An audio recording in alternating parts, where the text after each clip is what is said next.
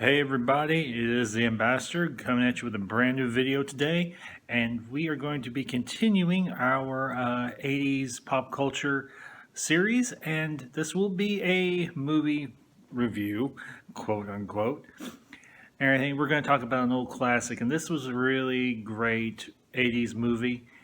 Um, as y'all probably guessed from the thumbnail, we're going to be talking about the Blues Brothers. And honestly, the roots and the origins of the Blues Brothers goes back before the 80s or anything, on Saturday Night Live, back when Saturday Night Live was surprisingly funny. And you had the late John Belushi and Dan Akroyd. And just a quick side note, Dan Aykroyd's character from Ghostbusters, his name is Ray Stantz. Anyway, moving along. Um, Belushi and Akroyd had gotten together and everything, started working together on Saturday Night Live way back in the Wayback Machine. And they came up with this bit and everything because, as some of you probably know, one of the earliest parts of one of the parts of Saturday Night Live, they would have musical acts come on and everything. And obviously, this is something that's carried through to current day. But Akroyd and Belushi, they wanted to do something kind of as a lead-in for the musical acts, and they came up with these two characters, the Blues Brothers, Jake and Elwood Blues. And obviously, these were blues singers. And if you want to know about the blues, Blues Brothers is a good place to start. Obviously, blues music is very complex. I don't know a whole lot about it and everything, but what I do know is honestly from the characters of Jake and Elwood Blues. But anyway, there was very positive reception from the audience and from the viewership and everything whenever the Blues Brothers were on screen and everything on Saturday Night Live.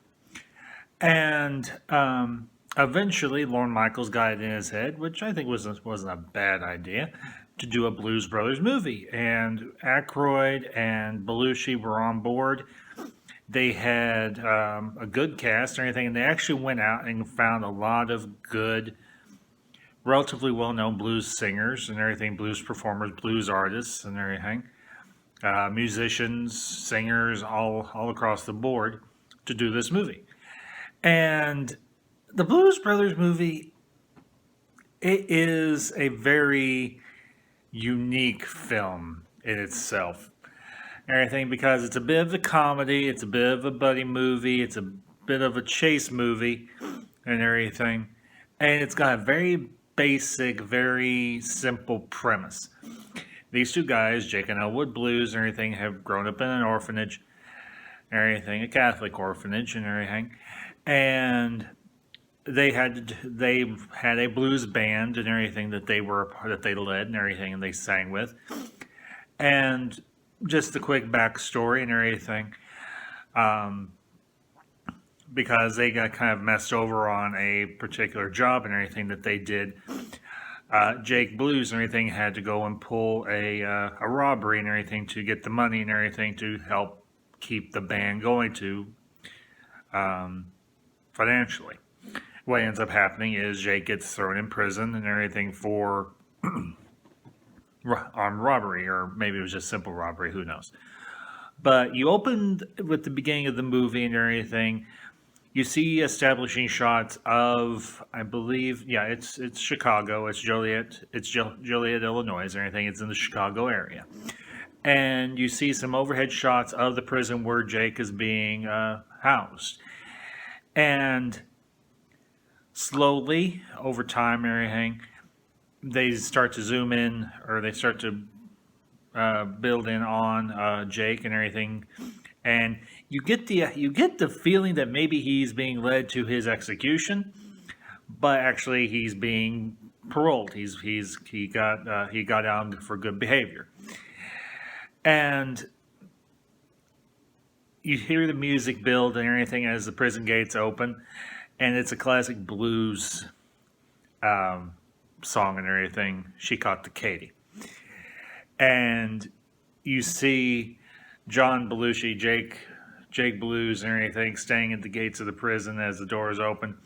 And you see an old police car a reaper. It's been sold and everything a public auction, and you see Jake's brother Elwood, and everything standing by the car. He's got his arms crossed. He's got dark sunglasses on, so you can't tell if he's happy, if he's angry, or what. But you see the two of them, and I love this opening. Honestly, I love this opening shot where they introduce the two actors and everything, John Belushi and Dan Akroyd. And you see John Belushi, doom doom, and then you see Dan Akroyd, doom doom, and then you see them embrace. And you're like, okay, these are two brothers. These are two guys that love each other. They are legitimate. They're biological brothers. And yeah, Jake is like, what the heck is this? And Elwood's like, what? He's like, what is this? Where's the caddy? And Elwood's like, the what? The caddy, the Cadillac we had, the Bluesmobile. And Elwood's like, I sold it. And Jake's like, you sold it? He's like, yeah. What'd you sell it for? A microphone. And Jake's like, okay, I can see that. Completely nonsensical, because these two guys are musicians, and to them, selling a car for a microphone, yeah, it makes sense. And excuse me, guys.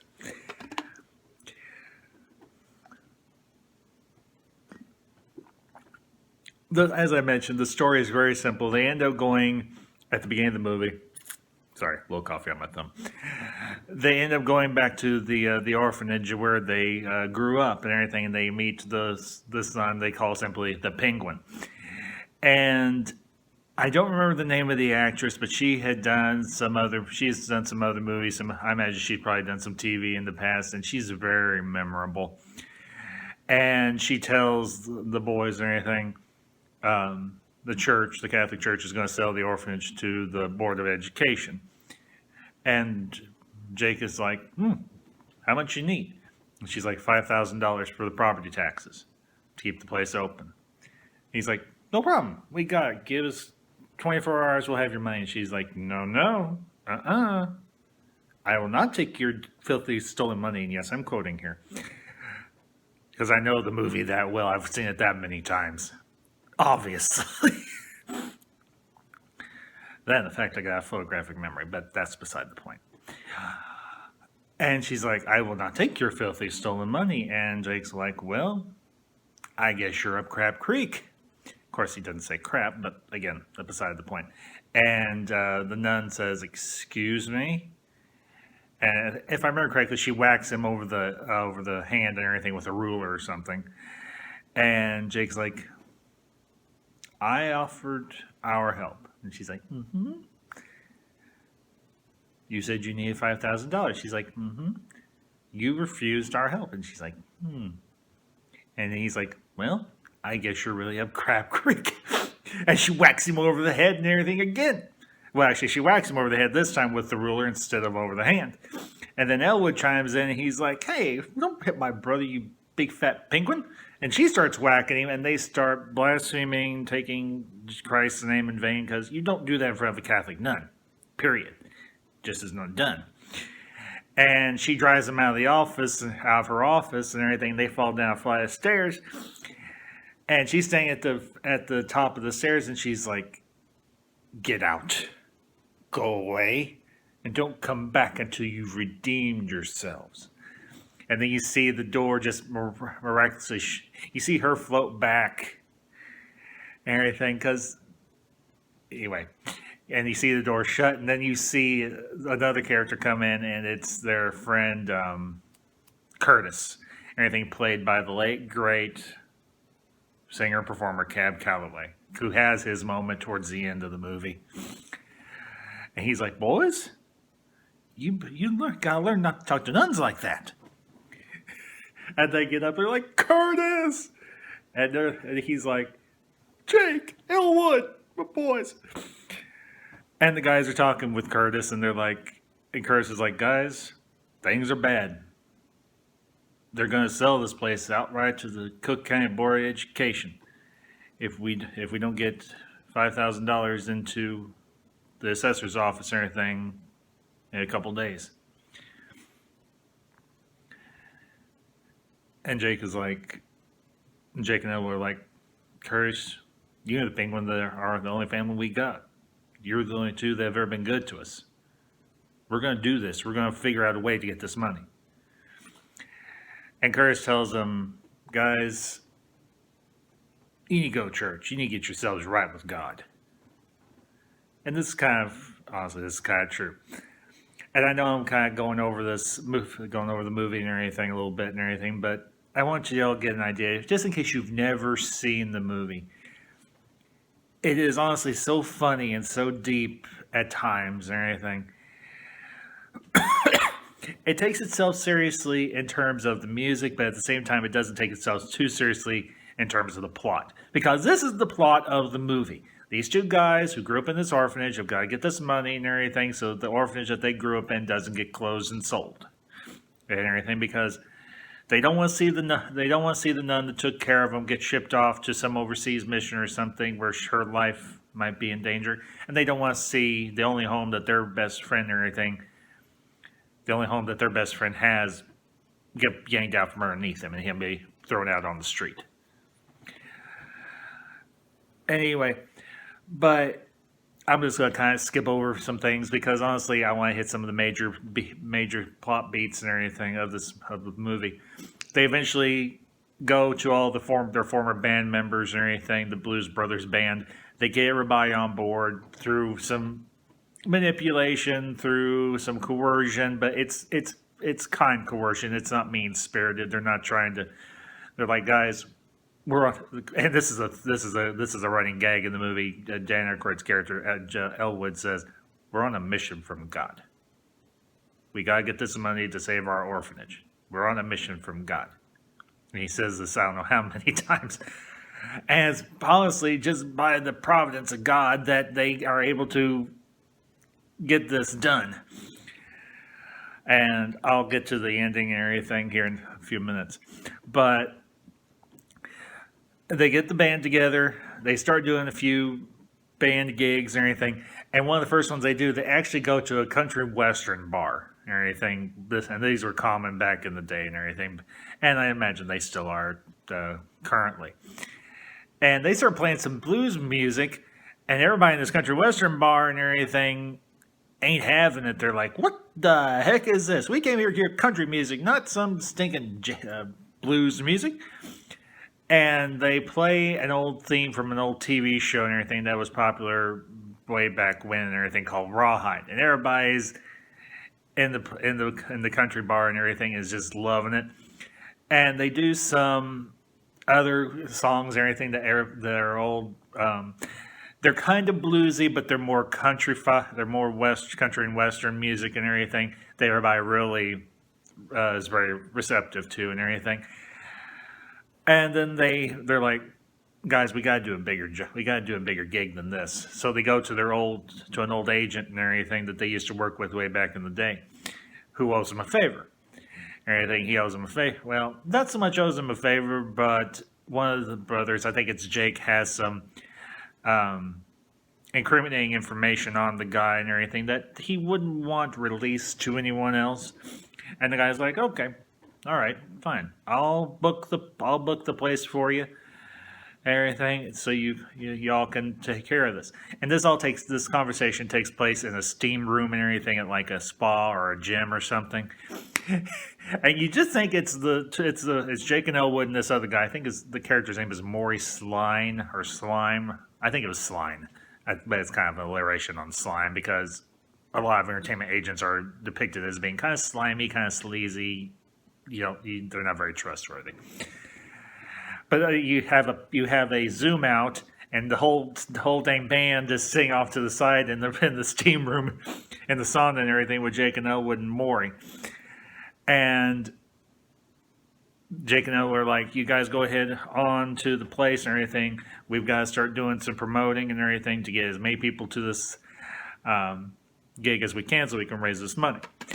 And they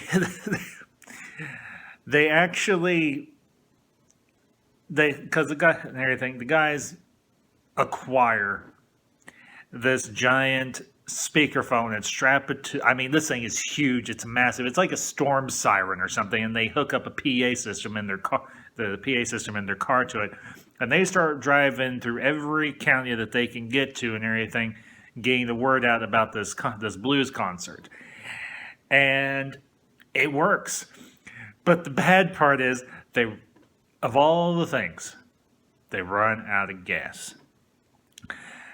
And because they're on their way to the gig, they're on their way to the show and everything to perform, and they run out of gas and everything, they're able to get the car to a gas station, and the guy is like, gas is late. And they're like, you got to be kidding me. You're out of gas?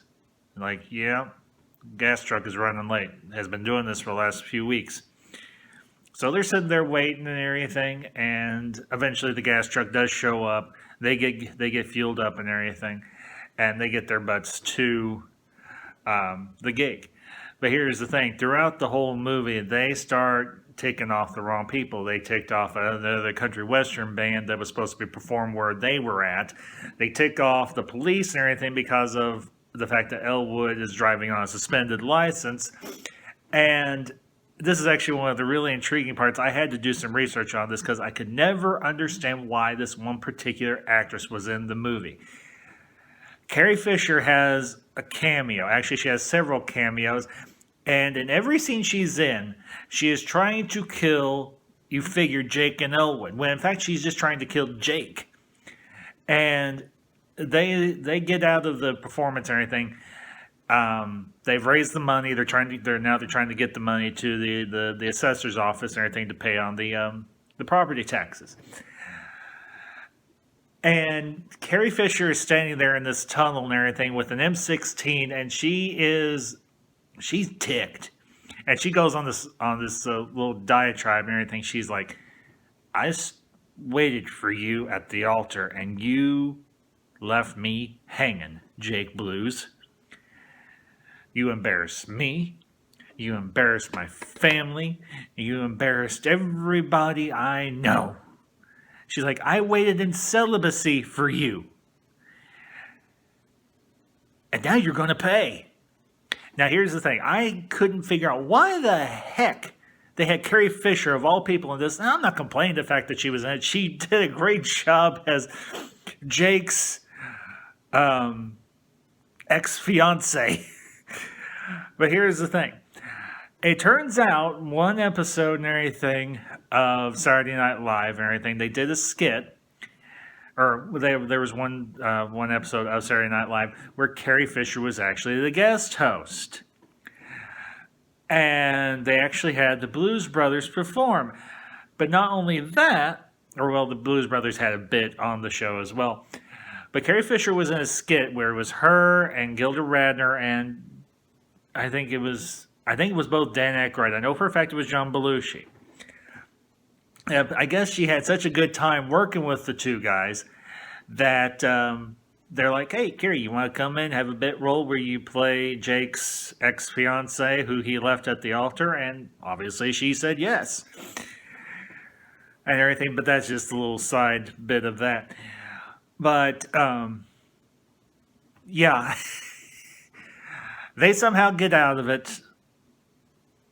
Jake appeals to her somehow or another and everything. And they get away. And then this long chase ensues and everything between the Blues Brothers and every police officer, it seems like, in the state of Illinois, or at least in the Chicago area. And they get to I guess you call it just City Hall. And all of a sudden, you hear dispatchers coming over the PA system and everything saying, "Excessive violence is authorized in the apprehension of Jake and Elwood Blues, the Blues Brothers." And you have the National Guard, you have the Army, you have police, you have the SWAT team, you have everybody out to get these two guys just because they made a couple of flub-ups, a couple of mistakes.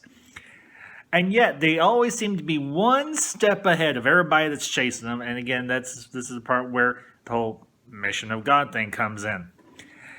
And the guys finally pay off the property taxes. They get the receipt, and you hear a rifle, a machine gun cock, and everything.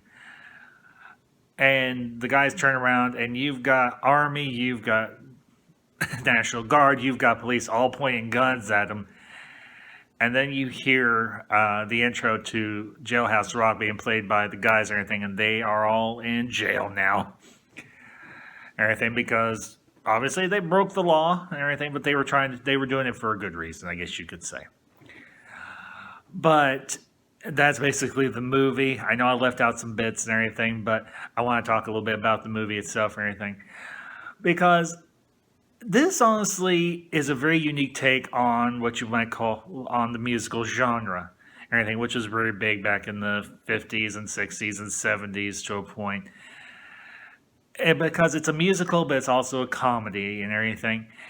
And it's a very iconic movie. Unfortunately, they tried to do a sequel several years ago, and it just didn't work because you didn't have John Belushi working together.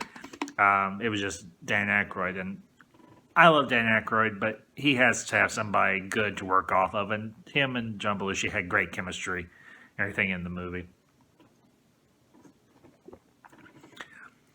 But as far as the impact that this movie had on 80's pop culture, you had everybody and their mother, and this is true even to this day, for costume parties, for Halloween. I've even got a good friend and everything who, him and another coworker and everything. Now, he and I have never done this because, well, we don't work together. Who will dress up as Jake and Elwood Blues, the Blues Brothers. And I will tell you all, if you've never seen the movie or you haven't watched it in a long time, go back and give it a rewatch. If you have never seen it, it is a great, funny movie. It doesn't take itself too seriously. It knows what it is, and that's the great thing about it. Dan Aykroyd and John Belushi, they're good writers. Well, John Belushi was a good writer. He was a great comedian, and we lost him way too soon. Way too soon. But I think the most iconic part of the movie is the music, because they have some great blues music in this movie, and you've got some great blues musicians and everything. And these might be names y'all might know, some you might not. But you got Aretha Franklin, you got Ray Charles, you got John Lee Hooker. You've got the guys who made up the Blues Brothers band and everything, and they are all top-notch blues musicians in their own right. And I suggest if you do not have the movie, go get it on Blu-ray, because they have a lot of behind-the-scenes stuff and everything, a lot of stock footage from the making of the movie. And it is just, to watch these guys put the pieces together to make this movie, you could tell it was a passion project for them, particularly for Dan Aykroyd, because he had a passion for blues music. And honestly, it caused a revival of interest in blues music in the 80s and everything, and even to this day. So, excuse me. Anyway, that's pretty much it for the Blues Brothers. Honestly, it's a great movie, as I've already said. It's memorable, it's iconic, and it may have aged some, but it is by no means dated. It has a great story and everything to it. It is genuinely funny, written by two guys who know comedy and know the material that they're working on. They did the work to do it. So, from the ambassador, 2 thumbs up. Anyway, guys, if you are new to my channel, welcome. I am very glad you're here. I'm glad you found me. If you like this video and everything, give it a like and a share. And if you got any additional thoughts down below, obviously, comment. And you can follow me on Twitter at Rogue5778. And until next time, as I say in most of my videos, anyway, Thank you all for watching. Catch you all next time. And this is the Ambassador signing off.